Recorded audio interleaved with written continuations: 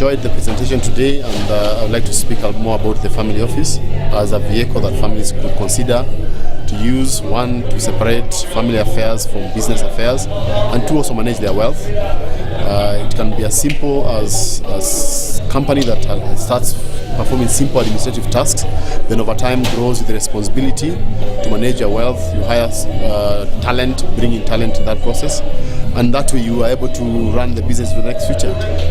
Being able to tackle succession issues, being able to tackle conflicts, being able to tackle the challenges that come with families managing businesses. The reason I moved back to Kenya is actually because my husband wanted to join the family business.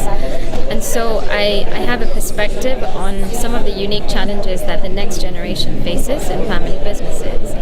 So just to touch on two of them, I think generation gap and also communication gap are key issues that the next generations face. The next generations are getting, much smarter. They have new perspectives.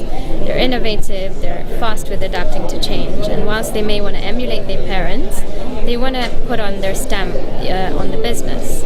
So in terms of the generation gap, we're having kids much older now, so the generation gap is actually increasing. And then in terms of that, there's a whole perception issue. Being the boss's child, you do have to work harder, and people assume that you'll come and take over the business just because you're the boss's child. But you're dealing with being an employee, being an owner, and being the apparent heir to the business. So it's important to have your own brand and your own work ethic, to distinguish yourself in that business and say, no, I am doing what's right. In terms of communication gaps, there are many with family businesses. They communicate at the superficial level. Just looking at my own experience with the family business, they often talk at the dinner table. Things are assumed, and there's generational expectations. So I think those are some of the key challenges. Found this to be very interesting and to be very therapeutic that family business people are coming out to talk about the undiscussables. Most of them are psychological underlying issues that cause conflict, and it is very important for them to surface that so that they can get the help that is available. They have built business. The business should not be destroyed by things they can deal with. So I urge them, those who are having conflict that cannot be resolved, to seek professional help, because they will deal with the underlying psychological issues, the root causes. They will learn the communication skills. They will learn how to manage conflict, restore relationships, and their business grows and grows, and it goes for generations and generations, particularly in this continent. As a family, you must have the basic values and legacies that you want to leave behind. And those values within the family must be able to be transitioned to the business itself. And also when you start looking at the family leadership or business leadership, you must be looking for somebody with the same kind of values, with the same kind of legacy, and who lives within the attributes that as a founder of a business, you actually had in mind when you started up the business. I'm very excited to be in this forum. I've seen quite a very overwhelming sort of turn up, and people are very enthusiastic. And the discussion we've been having around listing, when a company expands, the family business should not feel like they're at a point whereby they don't know how to expand it. They can actually bring it to market, and they're able to access finance, they're able to access the market, and they are also able to access a lot of people within the country who are able to assist the business growth. So my name's Chris Hart. I'm a psychologist. I deal all the time with relationship issues and conflict. Everything I do is about conflict. We've got a really interesting problem in society at the moment, and that is that the curriculum, the way we educate our children formally, is a long way adrift from what's going on in society. We are not skilling up children to be influential, to know how to deal with conflict, to find jobs, to find the right spouse, to bring up their children. This is just not on the school curriculum, and it needs to be, because the changes that are going on in society will only really be addressed by re-educating our children. I think one issue that we must contend with is the transition of family businesses from the first to the second generation and from the second to the third generation. The statistic has not been very favorable, and one of the ways of ensuring that this happens is by really building a business based on values, not just on the urge to make money. I'd like to add that this family business seminar is an idea whose time has come. Looking at the turnout that is here today, it's an incredible initiative, and we would really, as a Chamber of Commerce, want to work with you in terms of really continuing this conversation about the importance of family business, not just in Kenya but globally. I'm Moses Nyabanda from PwC. We've started working with the AFBE closely in terms of directing the owner's agenda in this country for family businesses. The other critical piece that we look to work closely with AFBE is around next generation and what the issues they face. It's been a great event, and hopefully this continues.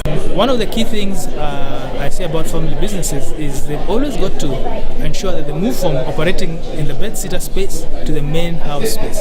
The bed-sitter space is where you cook, that's where you have your bedroom, that's where you sit with your guests, that's where you have your store, everything.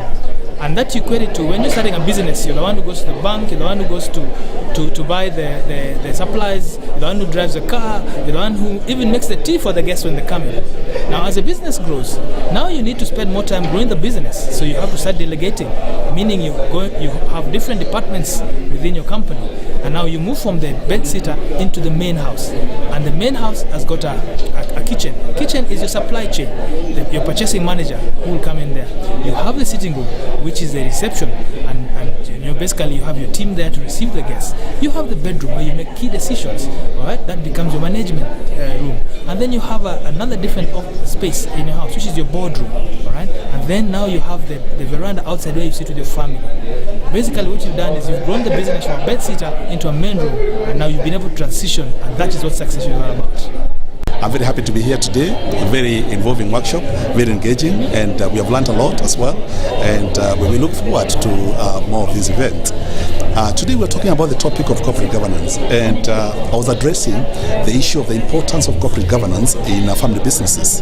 And one of the highlights of the discussion that we had today actually touched on the issues of the importance of respecting the key pillars of corporate governance. And as we know, corporate governance entails the manner in which companies are run and managed. And it seeks to answer three main questions. Who runs the company? For whose benefit is the company run? And how is it run? So the main problem arises when we come to the third question that looks at how the companies are managed. Because as we talk about corporate governance, we'll be talking about key ethical principles that need to be embraced for a company to run well. One of them is transparency and disclosure. For instance, making sure there's no conflict of interest in the board, that every person who is working in the company is working to better the interest of that company.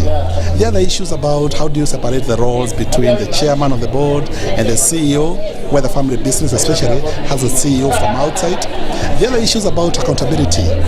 Is the board accountable for all the actions that the company takes? Many other issues arise around the issues of adherence to the laws and regulations. Does the company follow the laws of the land? Because we know very well sometimes when small businesses are starting, they tend to take shortcuts, as we had today.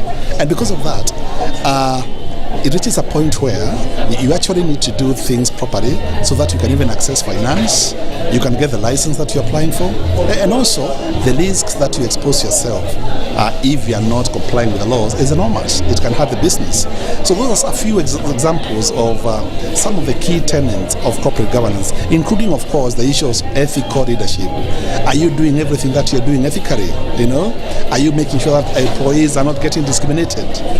Do you have a very clear board charter that lays out who has the responsibility of doing whatever? If it is hiring of employees, is it the family board that hires, or is it the CEO who hires? If it is the family board that hires without the CEO, then do you make sure that you don't blame the CEO for the mistakes of the board? Those are the key issues which bring a lot of conflict in families, and people end up losing very good employees because they're not able to manage all these conflicting interests.